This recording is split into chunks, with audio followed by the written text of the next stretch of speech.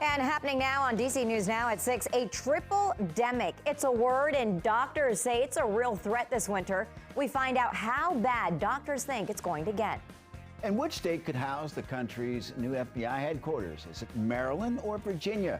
Governor Larry Hogan weighing in and calling the process incredibly disappointing. Plus, we're learning more about the plot to kidnap and kill Michigan's Governor Gretchen Whitmer.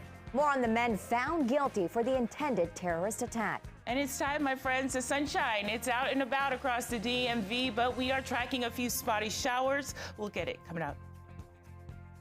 And good evening, and thank you for joining us for DC News Now at 6. I'm Mark Hall, filling in for Chris Flanagan. And I'm Tasmin Mahfouz, and with flu season upon us, health officials are worried of a potential triple-demic. That's a period where people could be at risk of contracting 3 different viruses. And DC News Now's Katie Reed joins us now with really to break it all down for us. Katie, what are health officials saying?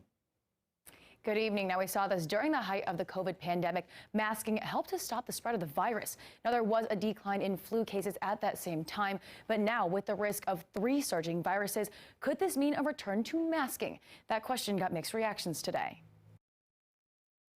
Too many strands and viruses are popping up, and got to stay safe. Data from the CDC is showing a rise in flu and COVID cases, along with respiratory syncytial virus, also known as RSV, which is most common in young children. The surge is not only in the DMV, but across the nation. Now, health experts at the American Medical Association are warning of what they're calling a triple-demic. But could this mean a return to masking? Local health officials say not just yet. We haven't gotten to that bridge. We still continue to use data analysis and assess what the science is guiding us on. There isn't been an impetus to return to an indoor mask mandate. Health officials in Montgomery County say they're focusing on other tactics to stop the spread. The most effective mechanism to prevent the spread is vaccination. Any decision by the health team to recommend masks, again, to the county council, that would be a far down pathway that we would consider. Some community members I spoke to say they'd welcome a return to masking. The mask mandate isn't fun, but I know it does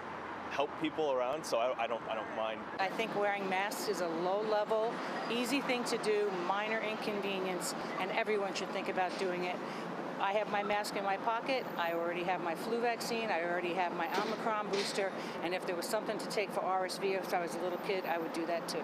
While others aren't as keen. I don't feel like we need to mask back up. I've been vaccinated 5 times plus a flu shot. Talk to all the experts, that should be enough. And I don't think most masks don't work anyway, so. Health officials are recommending you get both your COVID booster and flu shot at the same time, and to look out for wheezing or coughing, a fever, and a decrease in appetite in children, as those are some of the symptoms of RSV. For now, DC News Now, I'm Katie Reed. Back to you. Hey, Katie, thank you. Well, many of us remember the traditional signs of COVID from early in the pandemic: loss of smell, loss of taste, and a shortness of breath. But new research shows the symptoms of COVID have changed over time. This according to Zoe Health study. Not only have the symptoms changed, but they can also vary based on your vaccination status. The familiar loss of taste and smell are less common across the board, not even cracking the top 5 symptoms. In every group, a sore throat, runny nose, persistent cough, and headache are the most reported symptoms. But vaccinated people tend to also have a blocked nose, while unvaccinated people tend to get a fever. And heads up, it's time to vote. And in Maryland, you can do so starting tomorrow for early voting. You can vote at 7 a.m. until 8 p.m. every day until November 3rd. And registered voters have been able to vote early. If you didn't register, don't worry. You can do it when you arrive to your designated voting poll. You have to show a driver's license or a utility bill showing your proof of name and address. And today, Maryland Comptroller Peter Franchot encouraged people to not only vote, but also assured them that the election is safe. Our voting, by the way, is super safe.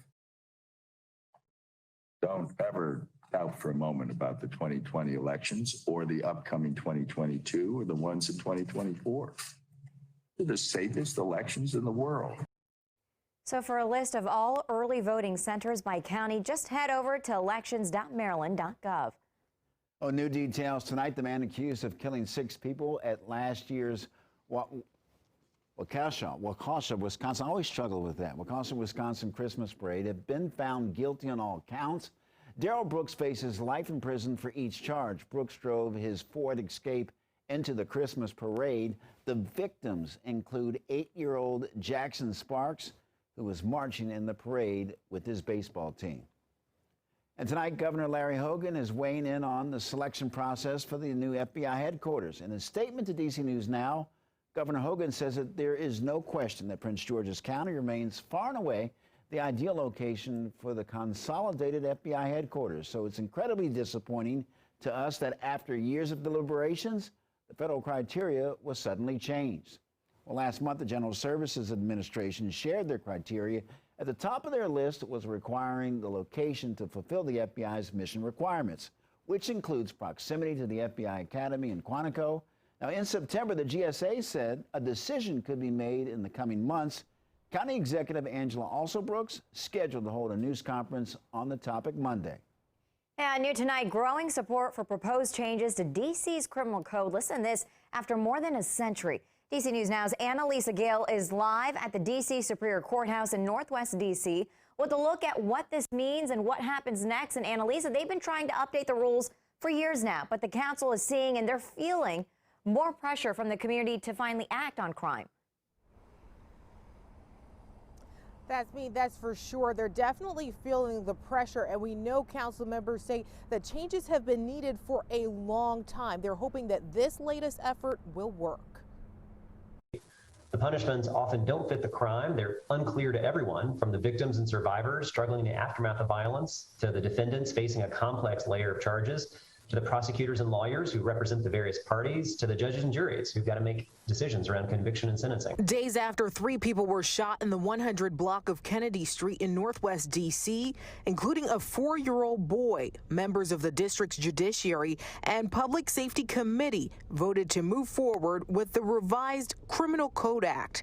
It now heads to the full council for the first of 2 votes. Included in the proposal, the committee wants to expand rights to jury trials for all misdemeanors, make carjacking a standalone offense by adding it to the district's robbery offense, eliminate most mandatory minimum sentences, and raise proposed penalties for certain serious crimes like carjackings, robberies, and burglaries. Justice is not just about ensuring that a person who commits a crime will pay a penalty, some sort of penalty.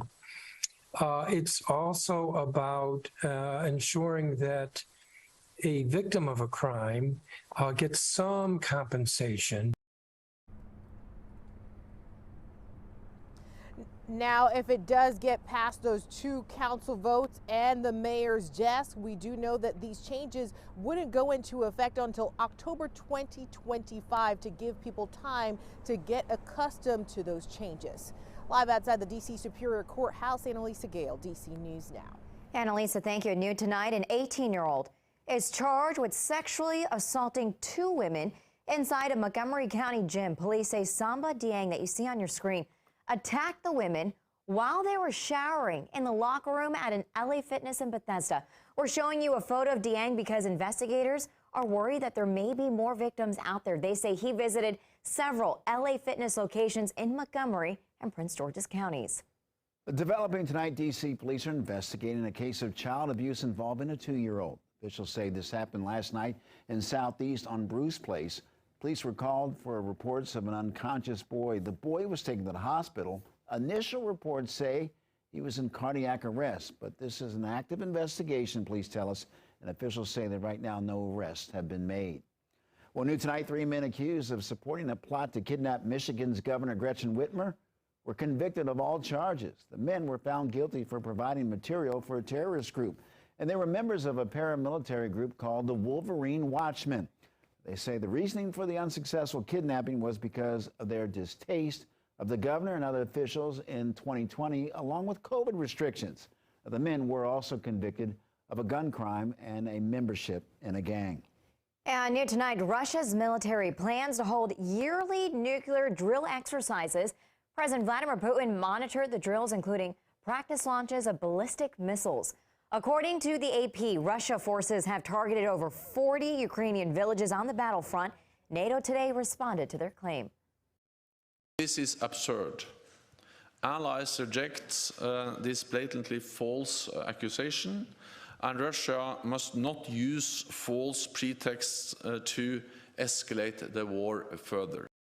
And NATO says they are carrying their own long-planned nuclear drills in Europe.